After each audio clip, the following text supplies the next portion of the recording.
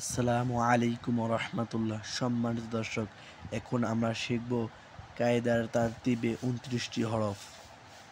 আলিফ, বা, তা, সা, জিম, হা, খ, দাল, জাল, ওয়া, জা, সিন, শিন, صاد, ওয়াব, ق, ظ, عين، غين، فا، قاف، كاف، لام، মিম, নুন, ওয়াও, হা, হামজা, ইয়া।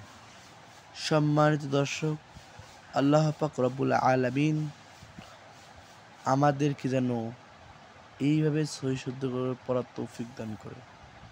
সকলে আমিন।